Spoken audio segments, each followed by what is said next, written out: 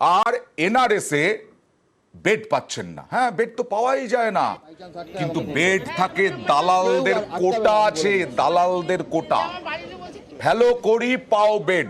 আমাদের অন্তর তদন্ত দেখাবো প্রথমে, নিউজ 18 বাংলার অন্তর তদন্ত দেখাবো প্রথমে। হ্যাঁ দাদা, এই এসছি আমি বাগনান থেকে এসছিলাম। আমার তো বাবা খুব হার্টের পেশেন্ট, খুব শরীরটা খারাপ হয়েছে। এখন ওই নার্সিংহোমে দু জায়গায় অনেক জায়গায় গেছিলাম, সেখানে তো খুব খরচা ঠরচাতে এই হসপিটালে এসছি, দুবার এসছিলাম, তো বেড নেই বলছে। তা পাড়ার লোকের কাছে একটা সন্ধান পেলাম, আপনার নামটা জানিয়ে বললো।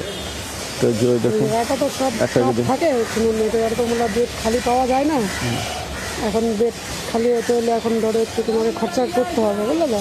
তাহলে বেডটা সব তো খরচা করে আমি মানে প্রায় নিঃস্বর মতো হয়ে গেছি, তো অনেক খরচা করেছি। এবারে খুব চাপ, এবারে বেড পাওয়া যায় না। এবারে বেড খুব ভিড়, মানে প্রচণ্ড চাপ থাকে।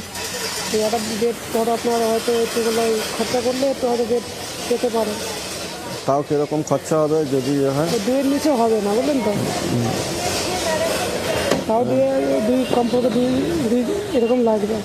ঠিক আছে, এমনি সব বাড়িতে সব বেছে বুঝে প্রায় এখন লাস্ট পর্যায়ে এসেছি। তাও দেখি যদি বাবাকে বাঁচাতে পারি, তোমার ভরসায় রইল। যদি একটু কমের মধ্যে এর নিচে হবে না, ঠিক আছে? আপনি যদি এরকম হতে যদি আপনি পারেন তাহলে বলুন। আমি অনেক চেষ্টা করেছি, ঠিক আছে? এখন আপনি ভরসা। দুইয়ের নিচে হবে না, ঠিক আছে? জান আপনি বসেন, আমি দেখছি। ঠিক আছে, একটু দেখবেন। ঠিক আছে, কবে আসবো, কবে আমি বলে দিচ্ছি, জান আপনি। ঠিক আছে। অন্তর তদন্ত ছিল আমাদের, কিন্তু না, বিশ্বাস হচ্ছে না তো। এটাই বাস্তব।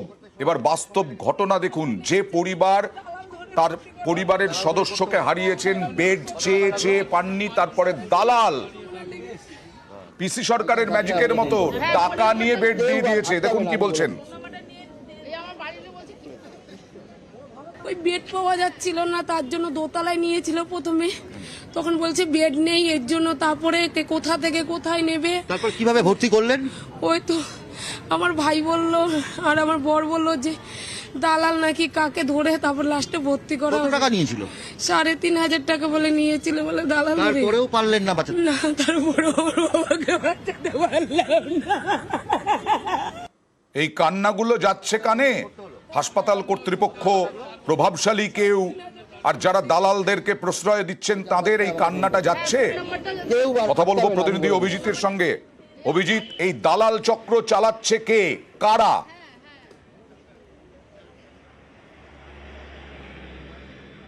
অয়ন, এই দালাল চক্র যেমন আপনি বলছিলেন সেরকম এদের কিন্তু বিবেক নেই। এরা বিবেকহীন মানুষ। এই কান্না এদের কাছে পৌঁছায় না, যে কারণে হাসপাতাল জুড়ে এক শ্রেণীর, চতুর্থ শ্রেণীর কর্মী তারা যেভাবে বেডগুলোকে আলাদা করে রাখে, এবং এই বেডের সন্ধান চিকিৎসক, নার্স, এমনকি প্রশাসন তারাও জানেন না। এবং যেভাবে বিভিন্ন ওয়ার্ড এই এনআরএস হাসপাতালের, মূলত কার্ডিওলজি ডিপার্টমেন্ট অর্থাৎ হৃদরোগ বিভাগ, orthopaedic department, paediatric surgery department অর্থাৎ শিশুদের যে অস্ত্রোপচার হয় সেই ডিপার্টমেন্ট, এবং তার সঙ্গে রেডিওথেরাপি ডিপার্টমেন্ট, এই কয়েকটি ডিপার্টমেন্টে সব থেকে বেশি বেডের আকাল থাকে, এবং সেই জায়গাগুলোতেই এই দালালরা সক্রিয় থাকে।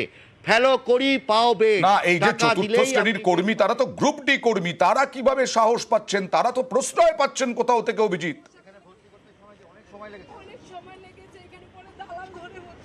নিঃসন্দেহে প্রশ্রয় পাচ্ছেন, এবং এখানেই বক্তব্য যে হাসপাতাল কর্তৃপক্ষ তারা বলছেন যে তারা বারবার করে অভিযান চালাচ্ছেন, বারবার করে তারা দেখছেন, কিন্তু তাদেরও এক প্রকার হাত পা বাঁধা।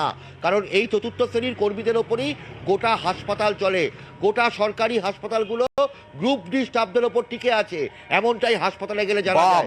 এবং এই গ্রুপ ডি স্টাফরা যদি বেঁকে বসে তাহলে হাসপাতাল অচল হয়ে যায়, এবং সেক্ষেত্রেই বলা যেতে পারে এই গ্রুপ ডি কর্মীদের রমরমা। তারা তাদের বিভিন্ন লোক রাখা থাকে, সেই দালালরাই এই বেড পাইয়ে দেয় রোগীর পরিবারকে।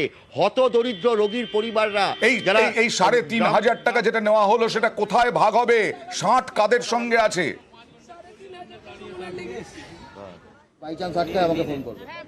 নিঃসন্দেহে হাসপাতাল জুড়ে যে সমস্ত রাজনৈতিক দলগুলি রয়েছে, হ্যাঁ। প্রভাবশালী রাজনৈতিক হ্যাঁ। দল, তাদের নেতৃত্বের সঙ্গে এদের যোগাযোগ থাকে এবং পুলিশের সঙ্গেও এদের সাথ থাকে। বাহ বাহ তাহলে বাহ। এইভাবে একেবারে এই হাসপাতালে ব্যবসা করা পুলিশ যায় না। থাকে, হাসপাতালে একদম ডিউটিরত পুলিশ থাকেন, সাদা পোশাকের পুলিশ থাকেন, তারাও কিছু করেন না। মুখ্যমন্ত্রী মমতা বন্দ্যোপাধ্যায় বারবার করে এই দালাল চক্র নির্মূল করার জন্য আবেদন করলেও কলকাতার এই এনআরএস হাসপাতালে আমরা দেখালাম আপাতত এনআরএস এ সেই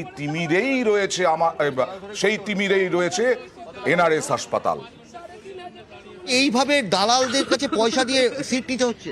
এইভাবেই নিতে হচ্ছে, কি করব, আমাদের উপায় নেই তো, পেশেন্টকে নিয়ে এসেছি বাঁচাবার জন্যই তো, এখন সেটা তো পারলাম না তাকে বাঁচাতে।